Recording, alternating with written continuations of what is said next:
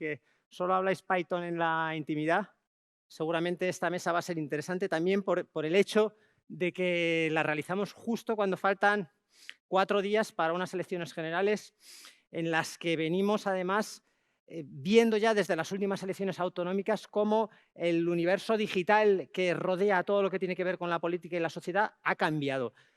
Quizá veníamos viéndolo desde hacía tiempo porque, por ejemplo, efectos o fenómenos como las fake news se han influido en elecciones como las norteamericanas, pero quizá este año es en el que estamos viendo que todos estos fenómenos de redes sociales, de bulos y demás, está influyendo directamente en las elecciones que tenemos dentro de 4 días. Ayer se celebró el último gran debate entre los 4 candidatos y hoy queríamos tener con vosotros, en lugar de 4 fabricantes, tener a 4 expertos, me parece que al final van a ser 3, en todo esto que tiene que ver con comunicación digital, con derecho y tecnología.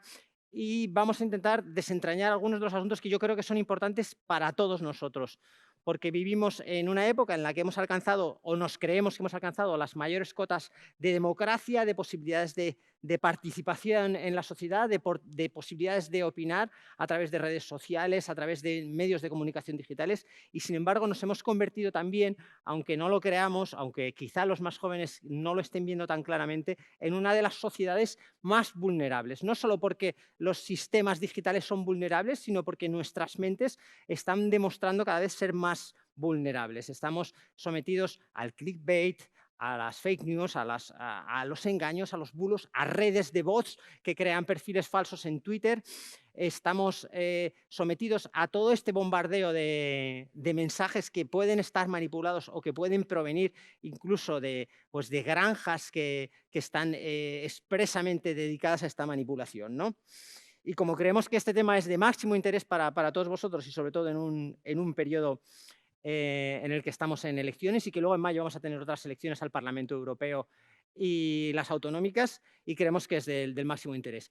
Una última nota antes de que dé paso a los ponentes. Os quería decir que Mundo Hacker Day es un evento que busca unir fabricantes con expertos, con aficionados al hacking, con hackers. No es una de las que se puede decir que es totalmente hecha por aficionados o por voluntarios, pero sí queremos expresaros que lo que intentamos es daros el mejor contenido, independientemente de si vienen empresas, que espero que hayáis visitado allí en la zona de exposición y que hayáis conversado con ellos, porque al final son los que nos apoyan, los que apoyan eventos como Mundo Hacker, y creo que todos les debemos, pues, por lo menos el agradecimiento de que nos congreguen aquí a casi 2000 personas, nos den por lo menos un café, después nos van a dar un pequeño refrigerio y sobre todo por tener este contenido que pues creemos que es interesante. Así que yo lo primero que quiero es dar las gracias a los patrocinadores una vez más, aunque suene comercial, y voy a dar paso ya a los ponentes expertos que tenemos. Tenemos a Borja Atsuara, que muchos le conoceréis porque es una persona muy relevante en el mundo de la comunicación, es abogado. Borja, pasa a ir pasando según os voy nombrando, ¿vale? Y así vamos un poco más rápido. Es experto en estrategia y comunicación y ha sido director de Red.es. Buenos días. Borja, yo creo que te sientas en esta silla, o en esto o lo que sea, en este huevo. Tenemos a Ofelia Tejerina, que es abogada también experta en tecnología. No sé si está por ahí. Ah, sí. Ofelia, gracias. Es responsable también de la Asociación de Internautas. Y tenemos pues, a uno de vosotros. Tenemos a un hacker. Tenemos a Carlos Loureiro, que es hacker y criminólogo. Está por aquí. Y tenemos también, que no lo vamos a tener, creo, porque ya si no ha llegado ya, tenemos a una persona de Google especializada en políticas públicas que esperábamos que nos diera también una perspectiva en todo lo que tiene que ver con otro de los aspectos que seguramente os parecen muy interesantes en los últimos tiempos, si vivís en la Tierra, quiero decir, es todo lo que tiene que ver con la ley de copyright, con la directiva de copyright y con cómo puede estar amenazando a la libertad en Internet o a la propia Internet tal y como la conocíamos. Yo me siento aquí. Buenas tardes, buenos días. El primer tema del que me gustaría hablar es pues uno de los que está más candente en los últimos días. Es el que tiene que ver con las noticias falsas, con las mentiras, con los bulos, con la manipulación. Pues yo creo que si habéis estado atentos a cómo se mueve la información alrededor de un momento como son unas elecciones generales, pues quizá os haya llamado la atención, a mí me lo ha hecho por lo menos, lo fácil que es mentir. y lo gratis que sale. Es decir, estamos viendo cómo los medios de comunicación tienen espacios especiales, tienen incluso equipos especiales para esto, para hacer el fact-checking, para desentrañar esas informaciones y para ver cuándo nos están mintiendo. De hecho, hay muchos minutos ya dedicados cada mañana o cada tarde a explicar las falsedades que se dicen a lo largo del día. Entonces, me gustaría hablar contigo primero, Borja, y preguntarte, porque tú has sido siempre un defensor de estas herramientas digitales, de las redes sociales, de las posibilidades de comunicación que da la sociedad. Y sin embargo, estamos viendo que lo que pensábamos que iba a ser un universo para compartir conocimiento se está convirtiendo en un universo para compartir mentiras. ¿Qué opinas tú? Bueno, en primer lugar quiero hacer una rectificación porque he visto que han dado mi perfil oficial, que es de experto en Derecho y Estrategia y Comunicación Digital, pero también voy a salir un poco del armario y yo también soy hacker. Pasa que soy hacker jurídico, que es parecido al hacker informático. En vez de pelearme con códigos informáticos, pues los abogados nos dedicamos a mirar los códigos jurídicos para ver cómo los podemos hackear también. Luego hay abogados que los utilizan para el bien y otros para el mal, ¿no? Pero como hay gente que no me creerá, he traído como demostración mi uniforme de trabajo porque un hacker sin sudadera no es nadie. Entonces, que sepáis que tengo de derecho, obviamente. No me la voy a poner. Pero también tengo otra prueba, y es, como veo que son demostraciones y todo el mundo trae demostraciones de los hackings que ha hecho, pues aquí he visto en la tele que la gente lleva una foto. Esta foto es de cuando hackeamos la Ley Orgánica de Protección de Datos poniendo un recurso de inconstitucionalidad. Bueno, espero que te salga mejor el debate. Bueno, esto habrá muchas opiniones que a los que han sacado este tipo de recursos, que es otra de las cosas que quizá podríamos debatir otro día. Si sale en la tele es que es lo que se lleva, así que… Bueno, pues respondiendo a tu pregunta que tiene que ver con el hacking que hicimos a la Ley de Protección de Datos, es cuando el hackeo se hace desde los partidos políticos, es mucho peor que cuando lo hacemos desde fuera. Hemos tenido que hackear una ley porque se hizo desde los propios partidos políticos, se autorizó a sí mismos a recopilar datos personales vinculados a opiniones políticas de los ciudadanos, cosa que está expresamente prohibida. Y entonces, volviendo a la pregunta, ¿qué ocurre con las fake news? Que está mal, pero es una gran posibilidad que da la red de que los ciudadanos nos expresemos. Y hay mucha gente que miente, otros pues dicen la verdad, pero en general podemos contrastar las opiniones. Lo que está muy mal es que lo hagan los políticos y los partidos políticos. Y entonces a mí las que más me preocupan no son las fake news de las redes sociales, sino las que vimos ayer en televisión y que inmediatamente son contrastadas en las redes sociales porque hay mucha gente que sabe de los temas que están hablando los políticos. Pero es que incluso se pueden repetir al día siguiente las mismas. Bien, pero para mí, volviendo a tu pregunta, ¿por qué sí soy partidario de las redes sociales y no lo veo como un problema? Porque antes no las tragábamos. Lo que salía en la tele o en los periódicos nos teníamos que tragar. Ahora, gracias a que hay mucha gente especialista en cada uno de los temas, podemos contrastar y verificar si es cierto o es falso lo que se dice en la tele o en los periódicos. Sí, hace algún tiempo se decía que con las redes sociales la mentira tiene las patas muy cortas, pero también se está viendo que la manipulación se viraliza muy rápido. Ofelia, tú en alguna ocasión eres también experta en todo esto que tiene que ver con las noticias falsas, con las fake news, y en alguna ocasión has expresado que es responsabilidad de los ciudadanos o de los periodistas, en este caso, cuando damos información, el verificar esa información e intentar ajustarse a la verdad. Sin embargo, ¿no crees que es inocente pensar no solo esto, que la gente normal va a estar verificando las noticias como haría un profesional de la información, sino que no es necesario perseguir, no ya, por ejemplo, a un político que mienta, que ya le persiguen los usuarios, sino a organizaciones que se están montando para manipular opiniones? Es decir, no es lo mismo que yo manipule a título particular que una organización que está basada y que está creada para eso. Esta mañana me parece que Facebook ha cerrado varias páginas que organizaban pues unas cuantas personas para crear perfiles falsos que publicaban pues, opiniones que incluían xenofobia, es decir, perfiles muy de extremista que estaban creadas para manipular. Estás hablando con una abogada y una abogada te va a decir, primero necesito el daño, después necesito el móvil, la causa, las pruebas y el responsable. Si no tengo todo esto, difícilmente la ley puede actuar, pero es que eso pasa en todos los aspectos de la vida. Entonces, la gente que piensa que la tecnología y la ley están como cada uno por su lado, pues obviamente la ley va al ritmo que va y en materia de tecnología todavía un poquito más Está despacio. un poco todavía... Claro, pero es normal. Es que la ley hay que pensarla, no se puede legislar en caliente, no podemos crear una ley porque ahora tenemos un problema. Cuando digo que tenemos que tener el daño, la mera amenaza ya es un daño. Ahora se habla de amenazas híbridas en relación con la desinformación, no tanto la fake news, no, porque fake news es un término que se utiliza para esa noticia que no es veraz, que Sí. no tiene la característica de la veracidad que es obligatoria en deontología para los periodistas, como sabéis.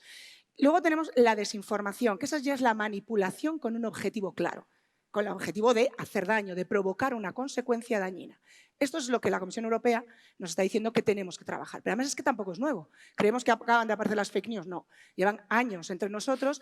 ¿Qué ocurre? Que ahora se han manifestado de una forma más potente con los periodos electorales. Claro, pero es que no es... Pero, vale. no, te iba a comentar que ya en 2016 hay una declaración conjunta del secretario general de la OTAN, de la Comisión Europea y los presidentes del Consejo Europeo, se llama Declaración de Varsovia, es del año 2016, en la que ya se empieza a hablar de 42 propuestas de ciberseguridad, 10 son para desinformación. Entonces, Exacto. la ley está trabajando en ello, pero no podemos ir a lo loco.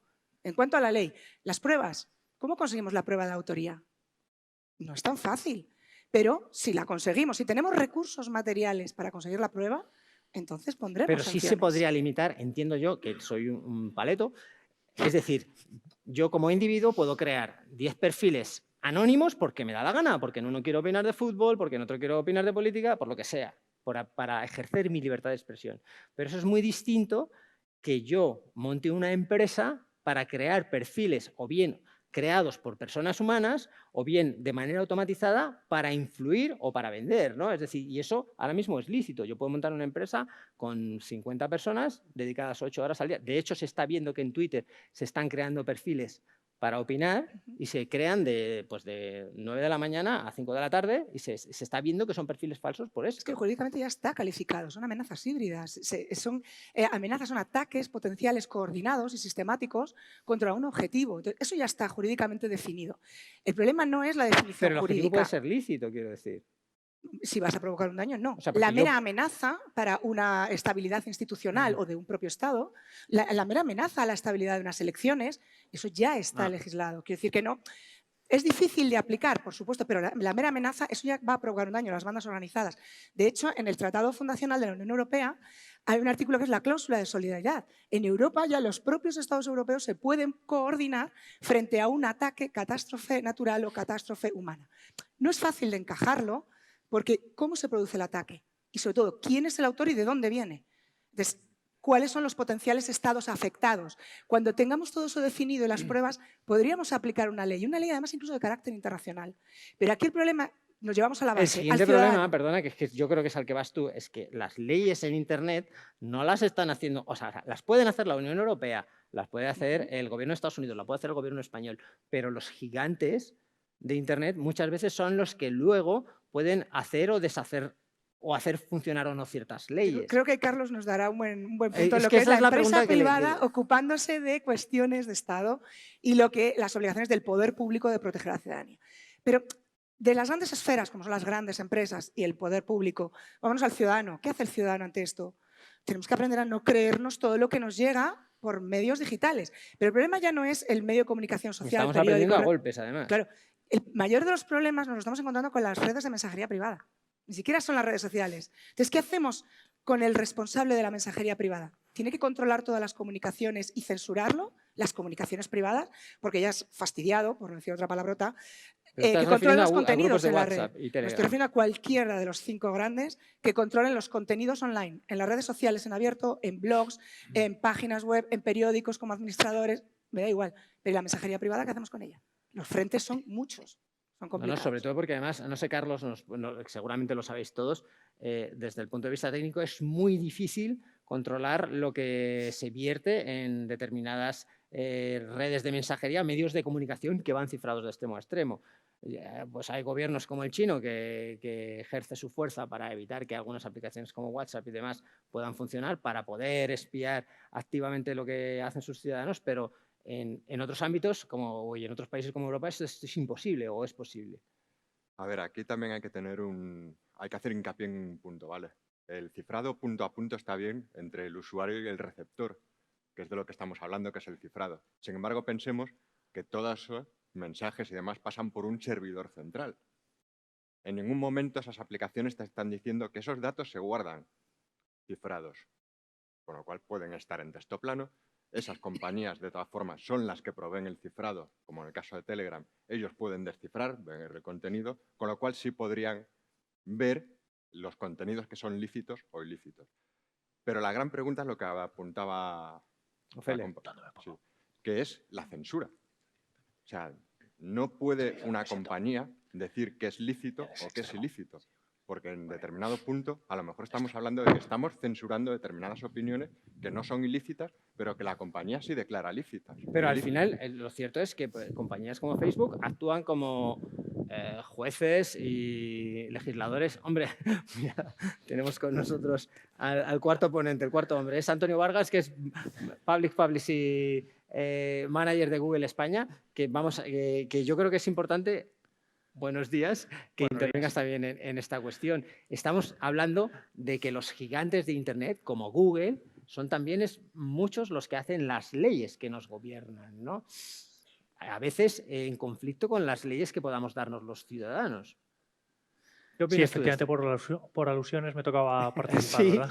sí, va dirigida para ti.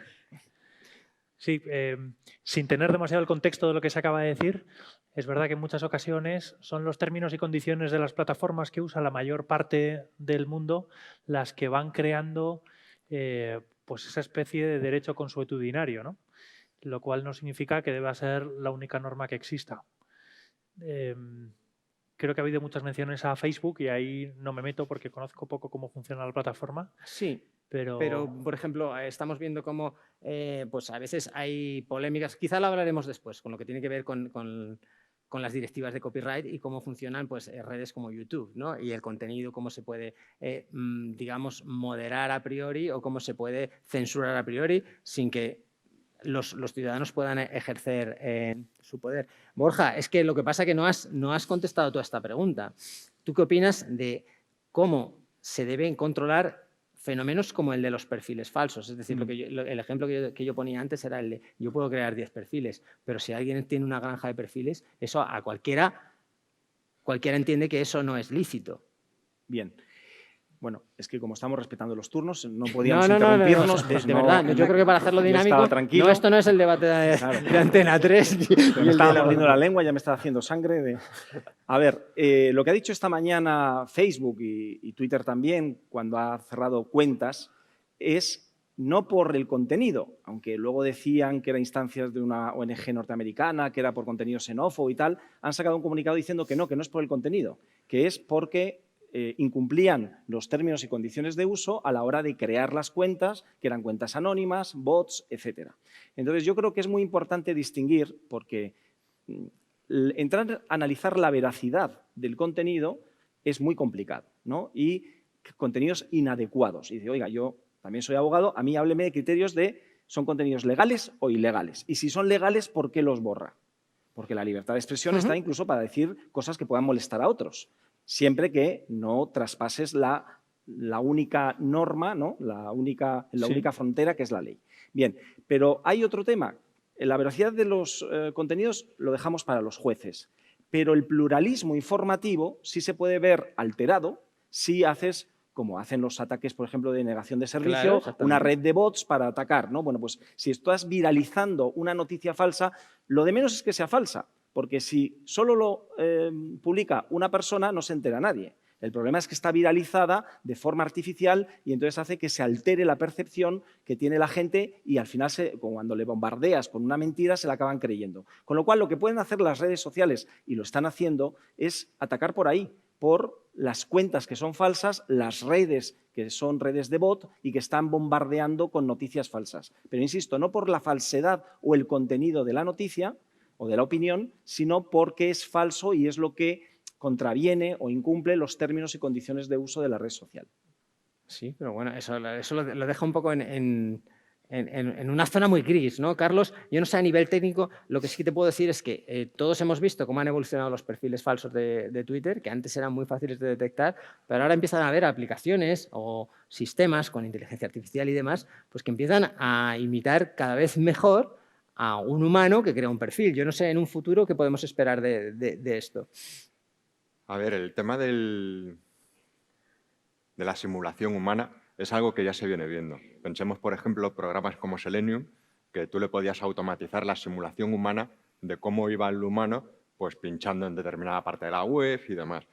Son programas que se suelen utilizar pues, para recopilación de información, etc. Sí, es el vídeo clásico en el que se ve una mano robótica diciendo no soy un robot en el hashtag, Algo, en algo, el captcha algo de parecido. Google, ¿no? Lo que pasa es que es un programa pues, que te va moviendo el puntero, hace clic en la determinada zona que quieres, por ejemplo, en los amigos de una persona, y se descarga a todos los amigos y va recorriendo la página.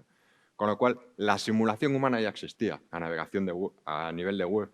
Con lo cual, que siga evolucionando y se empieza a meter inteligencia artificial, como lo que hemos visto de generación de noticias falsas con inteligencia artificial, eso es algo que no es el futuro, sino que ya está pasando hoy en día. Sí, sí, ya hay medios de comunicación que están utilizando inteligencias artificiales pues, para hacer no sé qué cálculos con los resultados deportivos y crear tips, crear trucos para que luego los redactores pues, puedan encontrar noticias, a lo mejor viendo patrones que una persona experta quizá no habría visto. Sin embargo, ahí el principal problema no es tanto la granja de bots, por decirlo así. Sí es un problema porque se dedican a hacer un mercadeo, por decirlo Hacer el así, mal, sí. Una economía oscura, por meterla en un concepto un poco... Pero realmente el problema es que esto lo puede hacer cualquier persona en su casa. Esto no basta más que tener pues, unos mínimos conocimientos de cómo funciona Twitter, te puedes bajar la API de Twitter, unos conocimientos mínimos de Python, por ejemplo, o de Java, y ya puedes empezar a mandar tus noticias. En tu casa puedes levantar 20, 30, 40 perfiles de Facebook o de Twitter. Sí, los puedes hacer.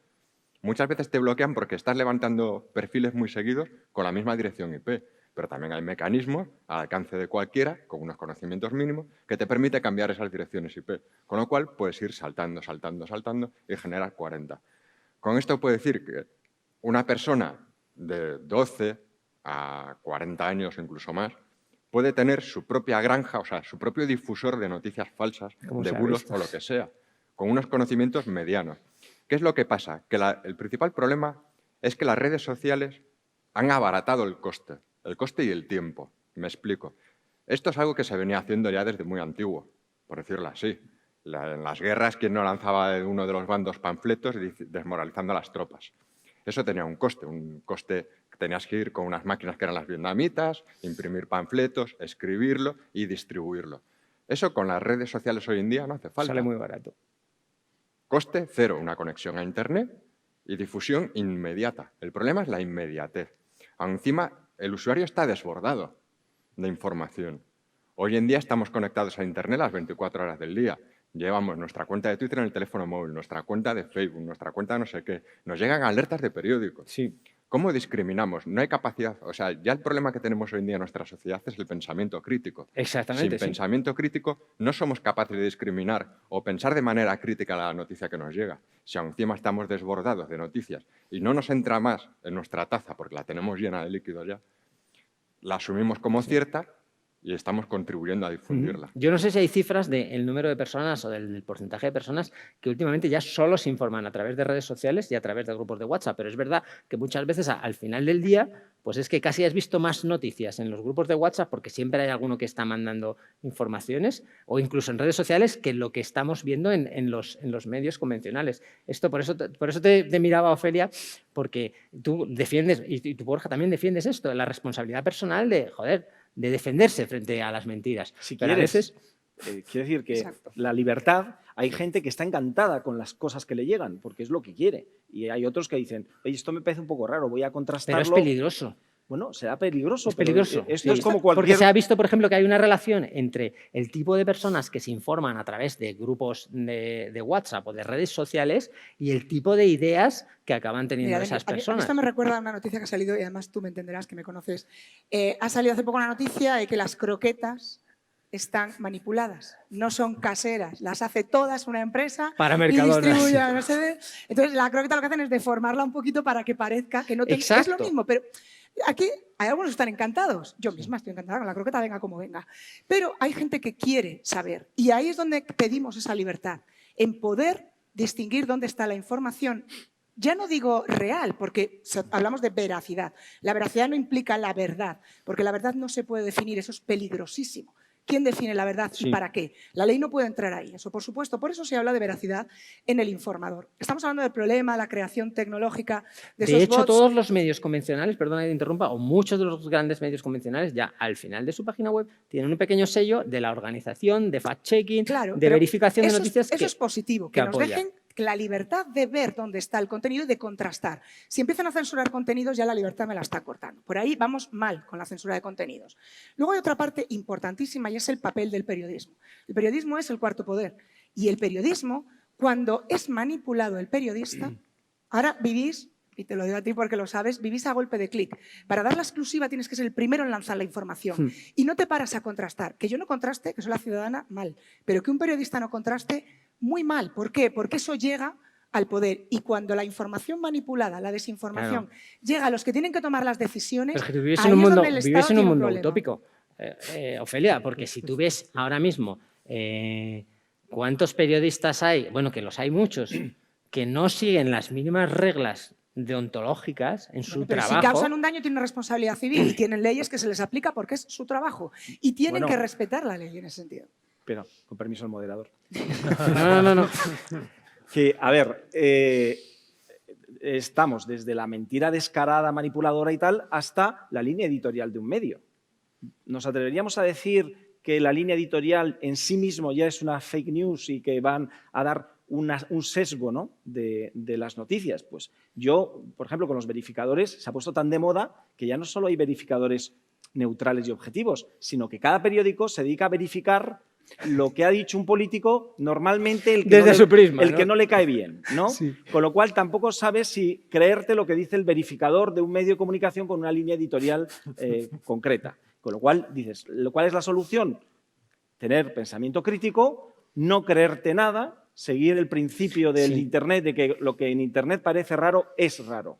Lo de las croquetas o lo de cualquier noticia. Sí. Y contrastar y mirar varios medios. Claro. Por eso siempre digo, antes, ahora se habla de la burbuja informativa. Burbuja informativa era lo que había antes, que la televisión española era la mejor televisión de España porque era la única y cada uno se compraba un periódico y vivía con esa burbuja informativa. Ahora, el que quiere puede contrastar muchos medios, los que son afines a su pensamiento y otros, que es lo que además debe hacerse. Sí. Siempre leer las noticias de otros puntos de vista y otras perspectivas. Pero es a lo que llegamos, que hemos hablado en alguna ocasión de esta cámara de resonancia que generan pues quizá las amistades, las redes sociales o incluso el hecho de que, como tú has comentado en alguna ocasión, las redes sociales las haces a tu medida. Entonces, al final sigues metido en tu mundo de tus verdades o de tus mentiras. Depende cómo seas tú. Si tú lo que quieres es tener una información plural, pues yo tengo gente que, además, lo más aburrido es estar solo con gente que piensa como tú. Sí. A mí lo que me gusta es hablar con gente que tiene otro punto de vista.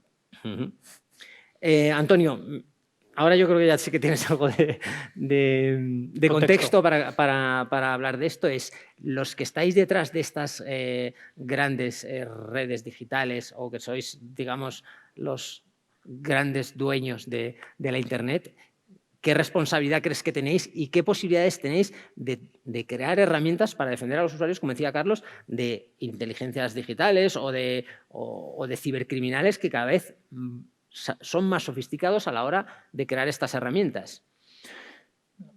Para hacer el mal, quiero decir. Sí, desde el punto de vista de Google, el reto que plantea la desinformación en general, que habría que definir exactamente a qué nos estamos refiriendo, ¿no? Porque creo que el término de noticias falsas es muy coloquial y se puede entender cualquier cosa por ello.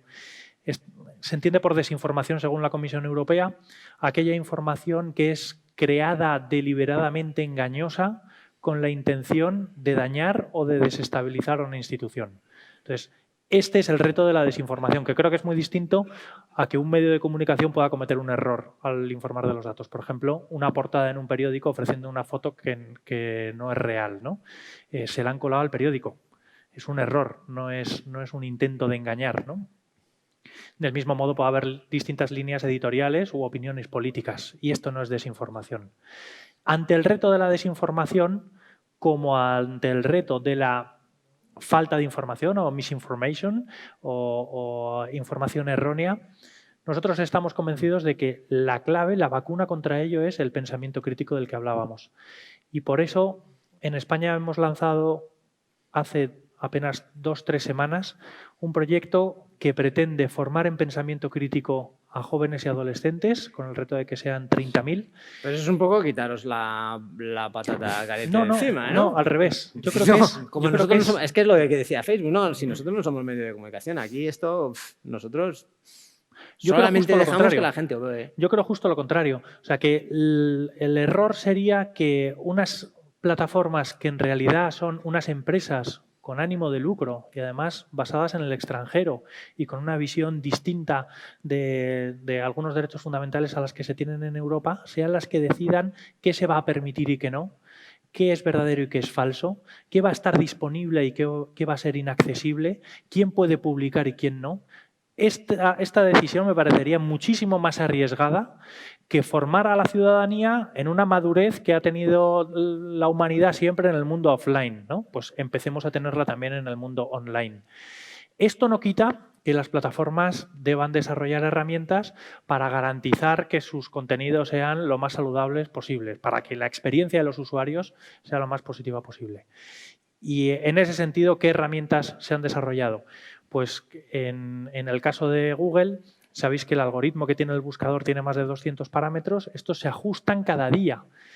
Cada año hay alrededor de 1.700 variaciones en el algoritmo, que puede ser añadir un elemento, quitar otro o variar los pesos, ¿no? Con siempre la finalidad de ofrecer el resultado que más se ajusta a la necesidad del usuario.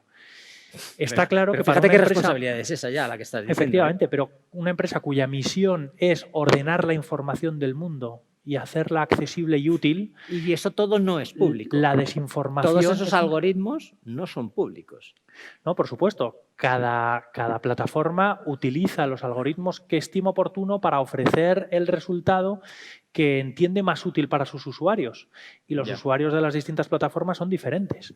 De manera que cada uno se va ajustando para poder prestar el mejor servicio. Yo, siendo malvado, podría decirte que quizá están ocultos porque, evidentemente, no se pueden hacer públicos, no es porque sean una receta tan secreta, sino por el hecho de que así se pueden utilizar en su favor, ¿no?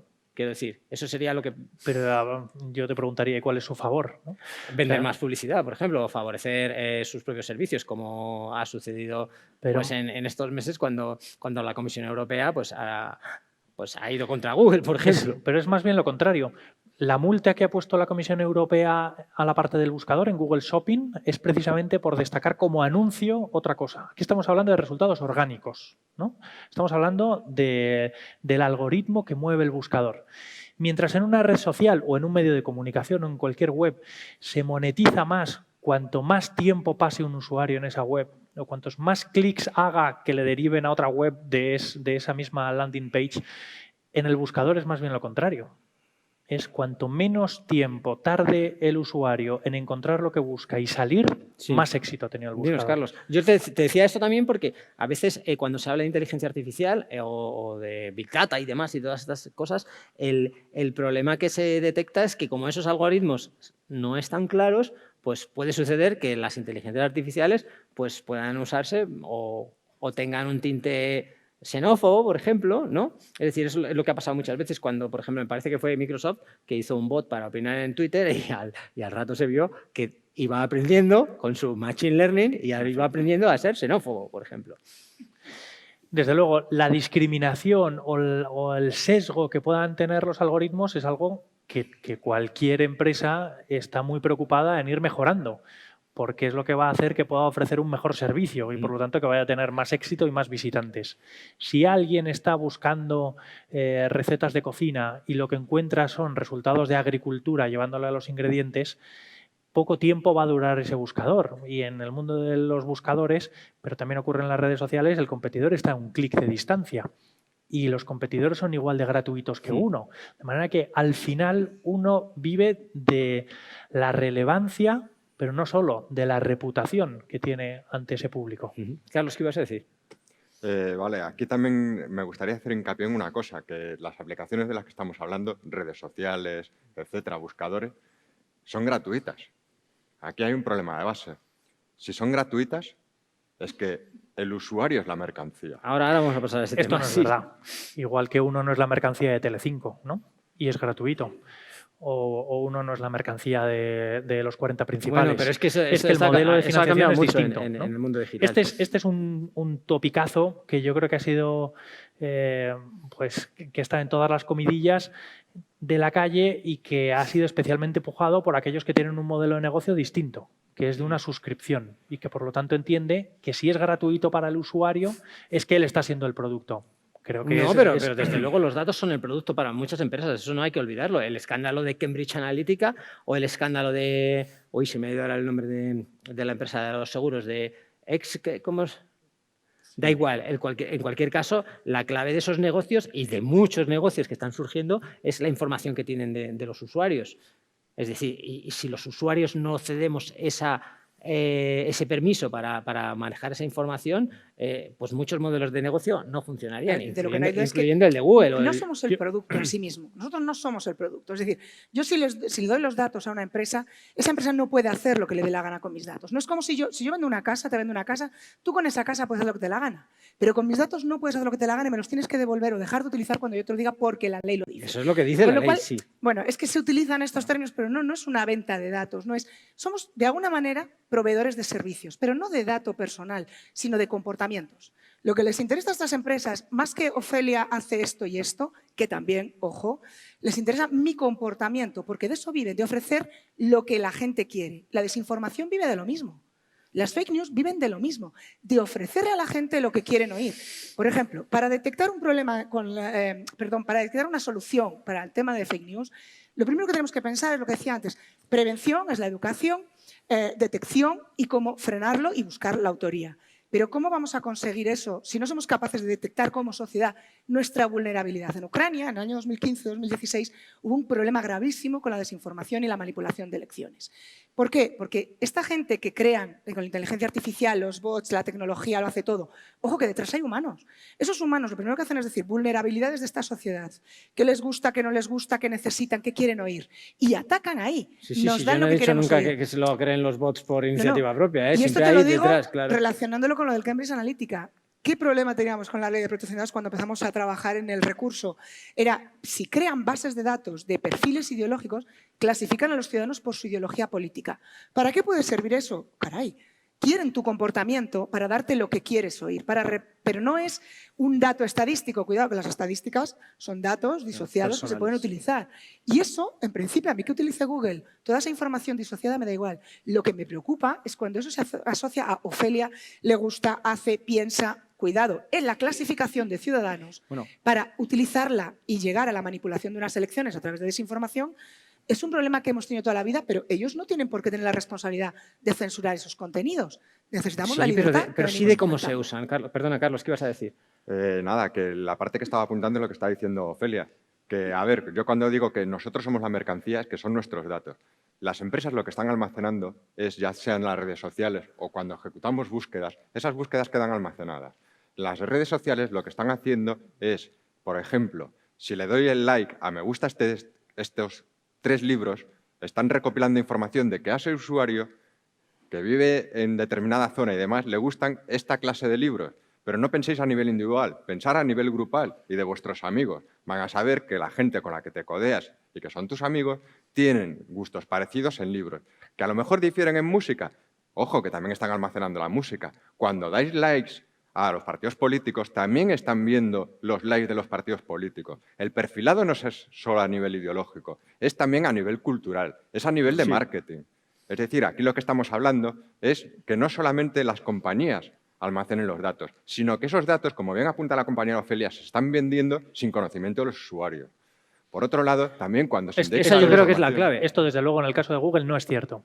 Google no vende ni un dato, ¿no? ¿Cómo funciona una empresa como Google? Pero si es que da igual que no lo haga Google, perdona, porque las APIs que proveen redes sociales permiten hacer este perfilado. Es decir, yo como individuo personal puedo como decía, a opinar lo que quiera y en una red pública y sé que otras personas lo van a ver, pero yo creo que la gente no es consciente de que no van a leer sus opiniones otras personas solamente, ni van a ver sus fotos otras personas solamente, ni van a ver sus likes otras personas, sino que hay es normal que tecnologías. diga Google que no lo vende, porque ¿cómo le vas a dar esa información que para ti es poder a tu competidor? Yo no lo vendería si fuera Google. Primero Eso sería tendría ilegal. sentido El económico. problema es sería que yo absurdo puedo económicamente. usar ¿Económicos? inteligencias para recoger de forma masiva todas esas opiniones para crear perfiles de lo que me dé la gana y luego vender o un producto o un partido, ¿no? Que es lo que decías tú, Borja. Bueno, a ver, yo creo que se están diciendo cosas y no son contradictorias. A ver, para evitar tratar a Google o a otra gran multinacional, yo soy abogado o un médico. Tu paciente o tu cliente te tiene que contar todo, para Por que tú eso le puedas requiero defender. más posibilidad de responder, ¿no? Si es un médico, pues le tienes que contar todo y te tiene que hacer pruebas de todo para saber qué tienes, diagnosticarte, tratarte.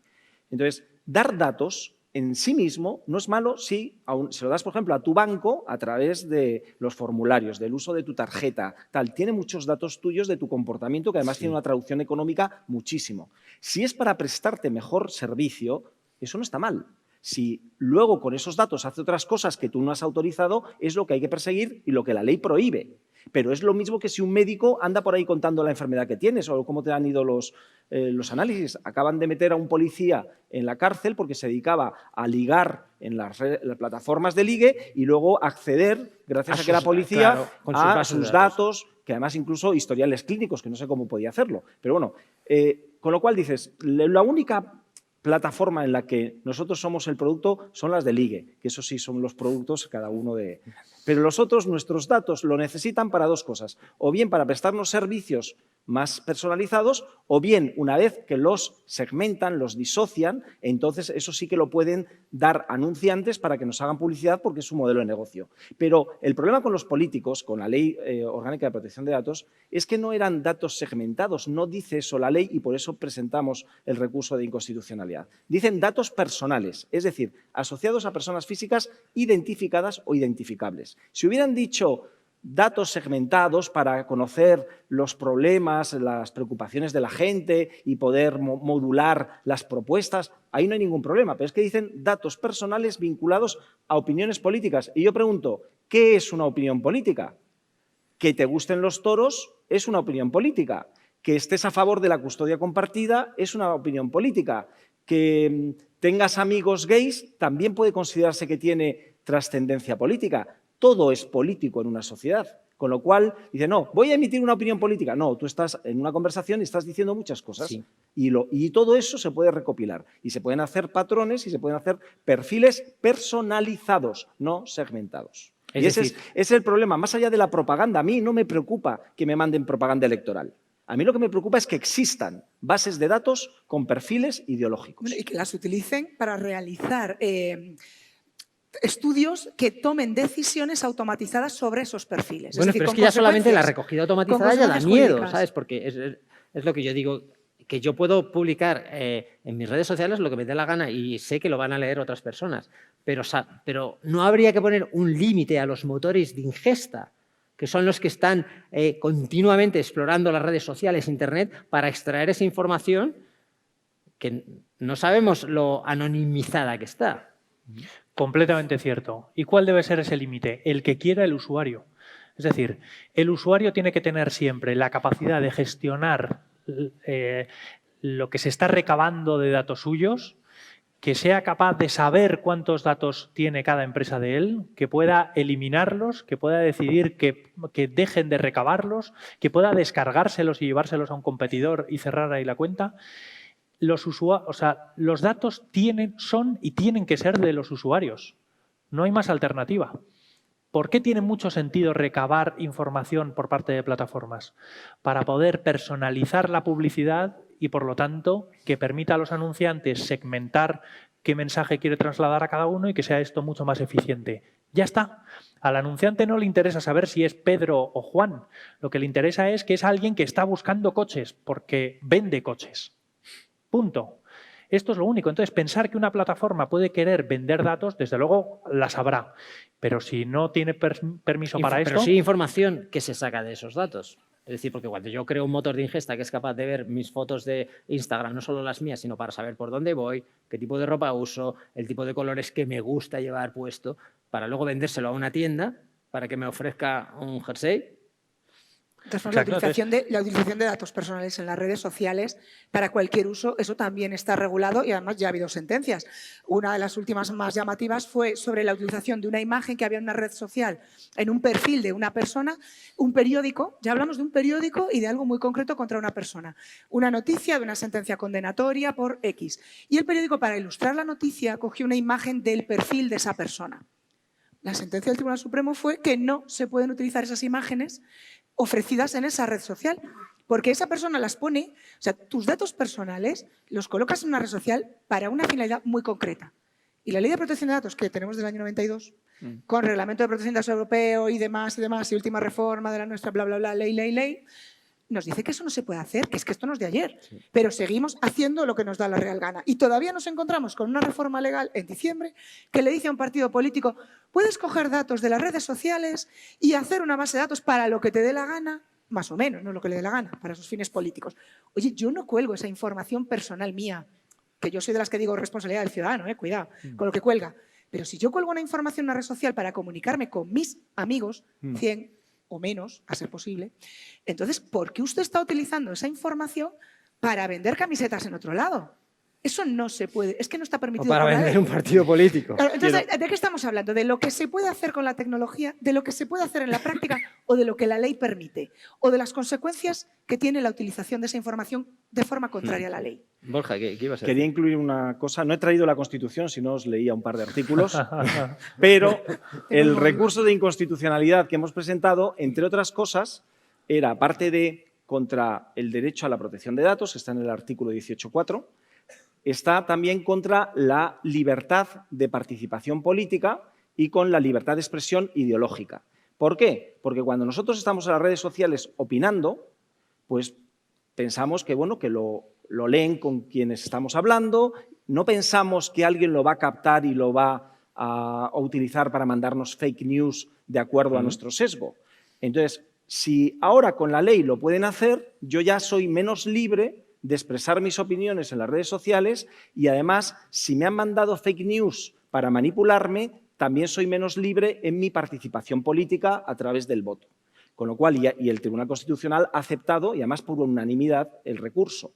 Porque no solo es una cuestión de protección de datos, es de que hackean nuestra libre participación política y nuestra libertad de expresión ideológica, porque ahora vas a estar con mucho más cuidado cuando digas alguna opinión. Y siempre pongo el ejemplo de la playa nudista, porque siempre dice la gente, no, bueno, si tú expresas cosas en público es que estás autorizando que la gente haga el uso que quiera. Y dice, no, cuando vais a una playa nudista, que ya veo por ahí caras de gente que está sintiendo, pues tú lo que autorizas es que te vea el que pase por ahí y a veces pues da la mala suerte que es tu jefe o tu vecino.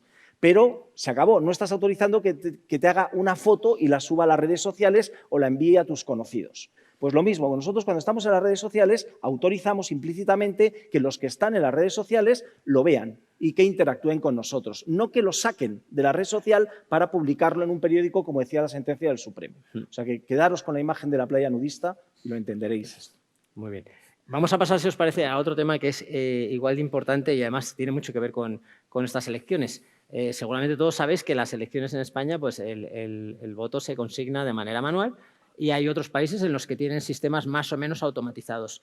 No sé si os parece que la evolución de la sociedad debería permitir que fuéramos a este voto digital, a este voto electrónico que de momento no tenemos, pero que podría ser una solución no solo para que votáramos una vez cada 4 años, sino para convertir esta sociedad en una sociedad con más facilidades para participar, aunque ya participamos opinando, es decir, tener una democracia digital más directa y no solamente una democracia en la que cada 4 años hay pues, una serie de partidos que nos piden su voto y votamos a un partido que luego lleva unas listas que normalmente ni nos leemos, porque no sabemos realmente quién está detrás del número 1 o el número 2 y que no volvemos a opinar hasta 4 años después. Y esto pues, parece un poco, en un mundo en el que tenemos tantísimas herramientas digitales para opinar, parece un poco que es una contradicción. Carlos, primero te voy a hacer a ti la pregunta, porque desde el punto de vista técnico, yo personalmente me gustaría saberlo, ¿es posible crear un voto electrónico seguro? Ya sé que nada es 100% seguro, pero se está hablando mucho del voto pues, con sistemas como blockchain y demás. ¿Tú qué opinas de esto? A ver, yo me voy a remitir al caso que ya llevo mencionando unos cuantos días respecto a este tema. Hay dos cosas que me preocupan. En primer lugar, lo que se está poniendo de moda es que la gente habla de que el DNI electrónico va a permitir votar desde tu propio ordenador en casa. A mí eso me preocupa. ¿Por qué? Porque voy con un DNI, lo estoy enchufando, la página donde voy a votar está registrando mi número de DNI, perfectamente sabe quién soy y está almacenando mi voto. Con lo cual está una correlación DNI directa con un voto. Con lo cual al final le estamos permitiendo a los partidos políticos que sepan a quién estás votando. Con lo cual me parece que estamos perdiendo Alguien la muy capacidad... malo, con mucho poder, podría saber qué Efectivamente. vota cada persona, ¿no? La otra parte, lo que hace 2 años, un chavalito en la Black Hat, entre 8 y 10 años, ahora mismo no recuerdo bien la edad, las máquinas que tienen de voto electrónico en Estados Unidos, que todos sabéis que tienen su cajonera, van ahí y tal, y votan, la reventó, la hackeó directamente, en menos de 2 horas. Con lo cual podía el hombre estar votando ahí constantemente. Estamos hablando de un chaval, seguramente sea una máquina, entre 8 y 10 años. Si eso lo puede hacer un chaval entre 8 y 10 años, hackear una máquina de voto... y Pero bueno, empezar a una de emitir Estados votos, Unidos.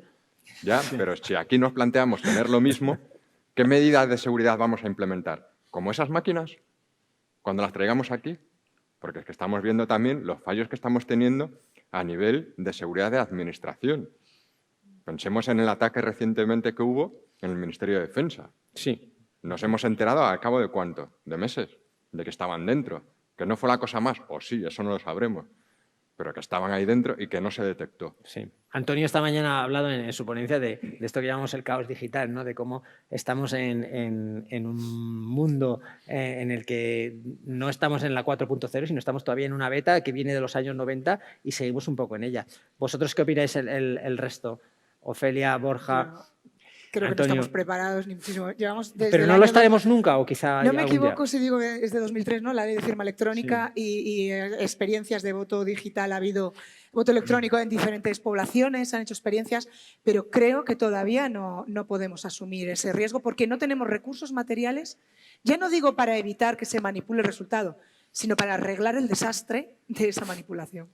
Borja, ¿tú qué opinas? Yo creo que hay 3 problemas aquí. Uno es la seguridad puramente tecnológica, ¿no? Que pues parece que no está del todo resuelta, aunque según hables con unos expertos u otros, pues hay empresas que solo se dedican a esto y que sí pueden, además tienen alguna experiencia, incluso con clubes de fútbol y tal, de hacer votaciones y tal que sean seguras, ¿no? Razonablemente seguras. Otro tema es, como bien apuntaba Carlos, el tema del voto secreto, porque una cosa es que el voto sea seguro y otra cosa es que es un derecho que tu voto sea secreto, ¿no?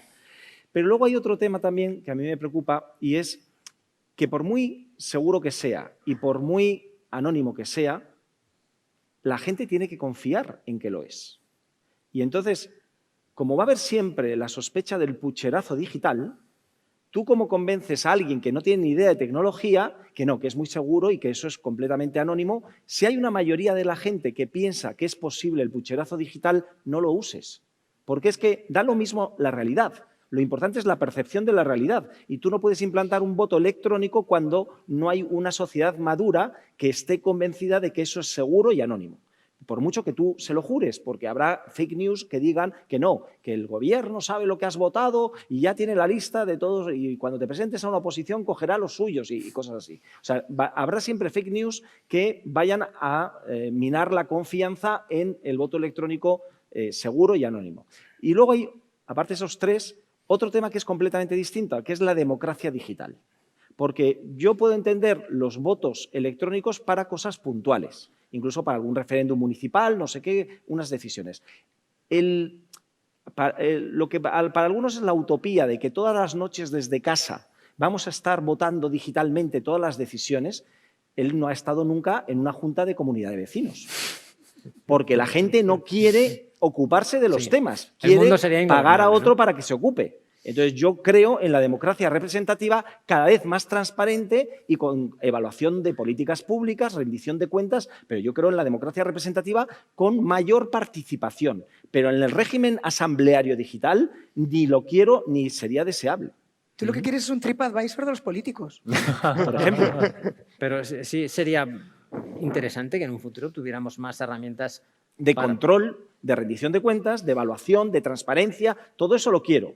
Ahora, yo sí he ido a las juntas de vecinos de mi comunidad y eso acababa como el Rosario de la Aurora. Y siempre hay un loco que te tiene ahí hasta las 4 de la mañana. O sea, que yo prefiero pagar a alguien, el que le ha tocado ser presidente de la comunidad, pues sabes que tienes todo un año para meterte con él. Y así tú no te ocupas y se ocupa él. Y Y luego conseguir- se cambia. y conseguir un más o menos elevado nivel de seguridad y de confianza es posible, porque el comercio electrónico y, pues bueno, y yo qué sé, Y los grandes servicios de Internet, banca, por ejemplo. confiamos en La posibilidad de él. hacer transferencias. Yo creo que es un tema cultural, ¿no? El tema de la confianza. Y que cuanto más se vaya utilizando, esto significa que no hay que esperar a que se pueda votar cada 4 años, sino que haya mucha más participación ciudadana gracias a las nuevas tecnologías, con cosas que tienen además un menor riesgo, menor necesidad de secreto. Pues la cultura se hará de participación online como la es offline, ¿no? Ujú. Muy bien. Yo estoy convencido de que en un futuro debería haber más herramientas de participación directa en la democracia. Evidentemente, si la votación esta que hacemos cada 4 años, que es tan crítica, pues no puede ser 100% segura, pues quizás es mejor mantenerse con el sistema analógico. Por último, hay una cuestión que quería abordar, es ¿realmente creéis que este mundo digital en el que nos creemos tan poderosos, porque podemos opinar, porque podemos hacer muchas cosas en este mundo digital, no nos está volviendo un poco esclavos de la imagen, de la banalidad, nos está volviendo más idiotas? No sé si esa sería la palabra. ¿Vosotros creéis que es así? ¿Por qué me miras a mí? Bueno, porque te tengo delante. Claro. Y porque ya te he hecho esta pregunta A alguna ver, vez. primero, quiero a lo que has dicho, porque a veces actúas como moderador y otras como ponente, así que Ya. te voy a moderar yo. Cuando dices, yo cada vez creo en mayor participación. Sí, pero yo estoy ahora ya un poco de vuelta. Resulta que en algunos ayuntamientos, como el de Madrid, se hacen foros de participación que participan menos del 1% de la población. Y sin embargo sirve para justificar decisiones que van a tomar y dicen, no, pues nos lo han pedido los ciudadanos, que encima son grupos normalmente de activistas bastante coordinados con los del ayuntamiento. Y entonces dices, oiga, yo prefiero que usted tome la decisión, le hago responsable de la decisión y si no me gusta, pues ya le votaré o no le votaré en las próximas elecciones. O sea, que eso de utilizar también, no, es la participación ciudadana que no llega a un umbral mínimo representativo, Sí. la gente tiene el derecho a participar o a no participar. Se puede volver la dictadura de la minoría Exacto. activista. Y entonces dices, oiga, usted, si está en un cargo, tiene que representar a la mayoría de los ciudadanos. No decir, no, es que como me lo han pedido, dice, pero si eso no representa ni el 1% de la población. Entonces, que la democracia se basa en criterios mayoritarios. Y no vale justificar determinadas decisiones, pues la tomas porque tú lo has decidido, has ganado en las urnas y tienes el derecho a tomarlo, pero eres responsable. No vale escaquear un poco la responsabilidad, no, es que esto me lo han que yo pedido. ya hice una encuesta, ¿no? Claro. Sí. Y luego, en lo de que nos volvemos más idiotas, pues también depende. Cada uno, si no tienes juicio crítico y te tragas todo lo que ves, pues te vuelves más idiota. Decía Tierno Galván, hablando de alcaldes de Madrid, que decía que había que leer, en su tiempo era libros, pero ahora se aplica a la web, ¿no?, y a las redes sociales, había que leer como comían las gallinas, que picoteaban y luego miraban hacia el cielo para deglutir, ¿no? Bueno, pues aquí lo mismo, o sea, si estás permanentemente bombardeado por noticias, vídeos, etcétera, y no digieres la información, te volverás idiota. Entonces, yo creo que la sociedad del conocimiento empieza cuando apagas el ordenador y piensas en lo que oímos ayer en el debate, en lo que hemos leído esta mañana en las redes sociales. O sea, hay que reflexionar. Si simplemente respondes a estímulos, pues nos volvemos más idiotas. Sí, porque pasamos tantas horas delante de los dispositivos a veces que como no despegamos la vista, no nos paramos a pensar, sino que simplemente estamos recibiendo información y a veces nos cuesta, ¿no? Yo no creo que estemos cada vez más idiotas. Yo no creo que la sociedad sea cada vez más idiota.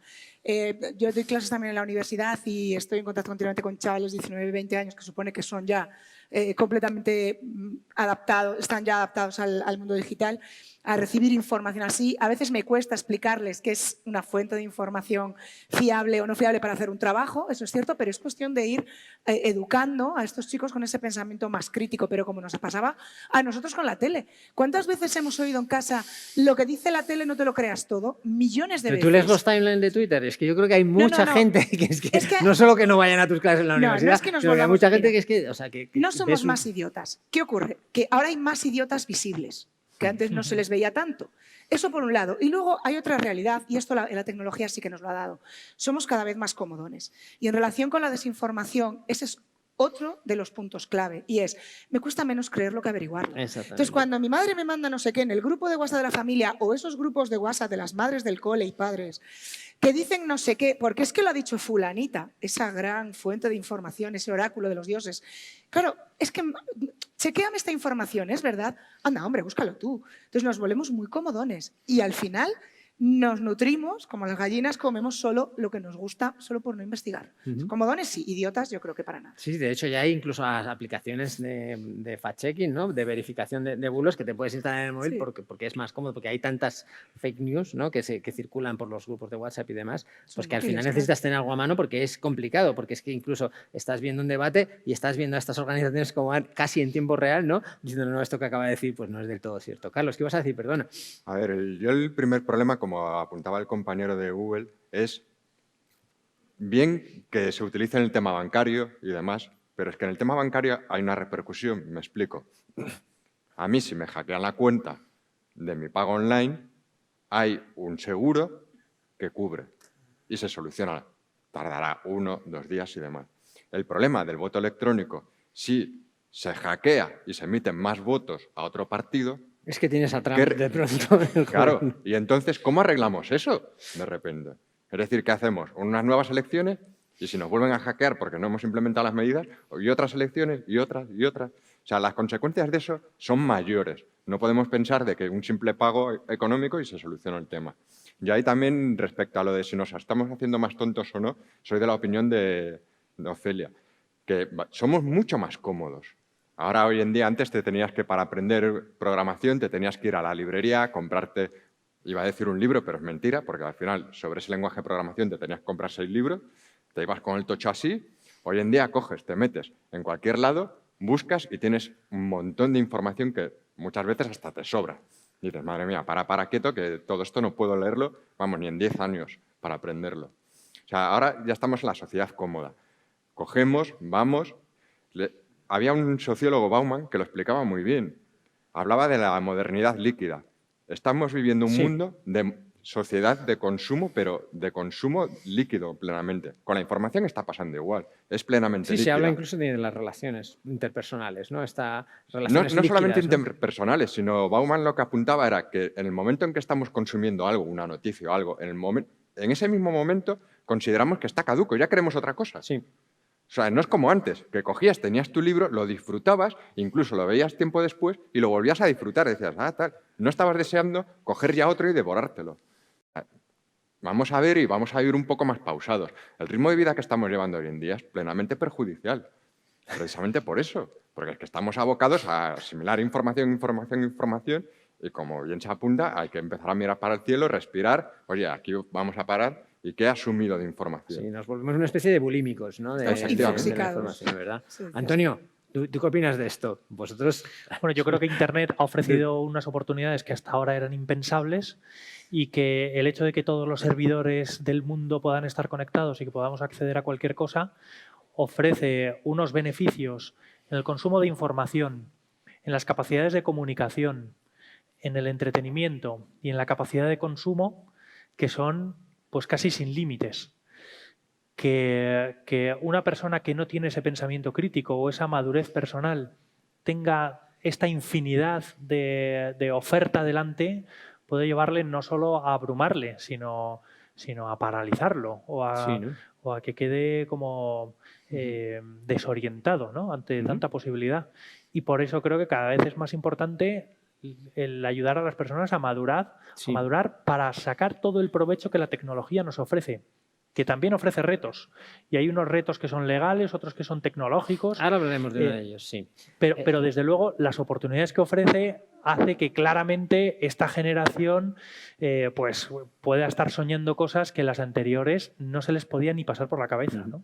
Y no hay una responsabilidad por parte de todos, ¿eh? Es decir, tanto de las grandes tecnológicas como pues, las personas que estamos en el mundo de la comunicación, los que estáis dentro del mundo legal o el mundo tecnológico, de intentar que las personas sean capaces de salir de esta cámara de resonancia, porque es verdad lo que tú dices, que es más fácil asumir la idea que contrastarla.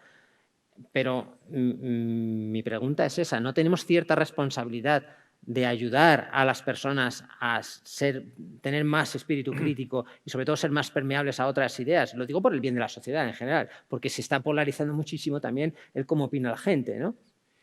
A ver, como Ofelia, yo también soy profesor y tenemos un compromiso no solo con nuestros alumnos, sino también en la divulgación que hacemos en redes sociales, aspectos no solo jurídicos, tecnológicos, para que gente que no está familiarizada con el lenguaje tecnológico y el lenguaje jurídico, pues entiendan cosas que son además derechos fundamentales.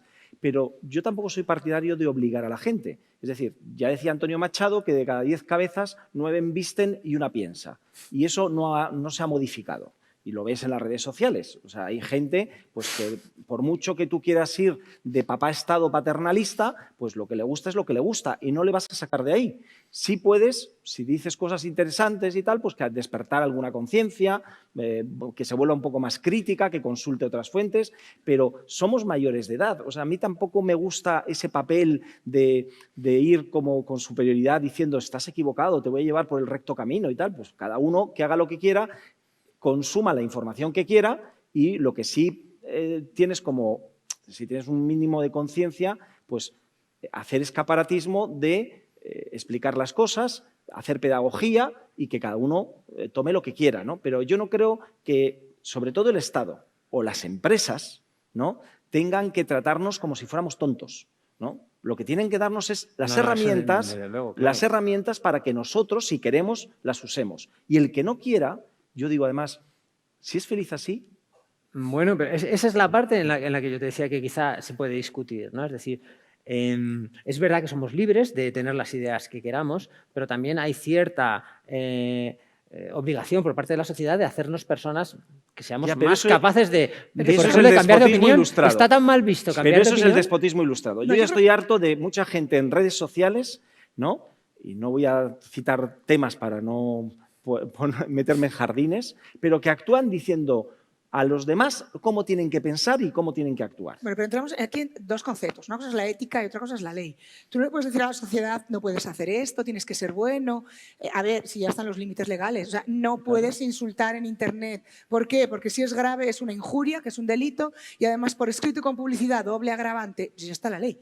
Es decir, esto de que nosotros tenemos que educar a los demás, no. Ahora, tenemos la responsabilidad... Sí que hay una cierta opinión generalizada de sé tú mismo, defiende tus opiniones. Sí, pero claro, siempre dice lo de sé tú mismo, salvo que seas gilipollas, bien, en cuyo caso mejor no seas tú mismo. No distribuyas discurso de odio, es decir, no infringas la ley, punto. En ese sentido somos cada uno es el sin complejos, me refiero, ¿sabes? Sí, bueno, si tú vete sin complejos, pero cuidado con la que armes. Claro. Porque eres responsable no solo socialmente, con la sociedad en la que te mueves, sino también puedes serlo legalmente. Entonces, una cosa es que la sociedad somos responsables de que las cosas vayan mejor, de exigir a los poderes públicos que nos protejan cuando hay algún tipo de vulnerabilidad, etc. Y ahí, respecto al Estado y esa responsabilidad, no hay cosa más peligrosa que el excesivo paternalismo de un Estado. Porque te va a decir, quiero cuidarte. O de las multinacionales, como decía Antonio. Es decir, en eso yo estoy muy en contra, y en eso rompo una lanza a favor de las multinacionales.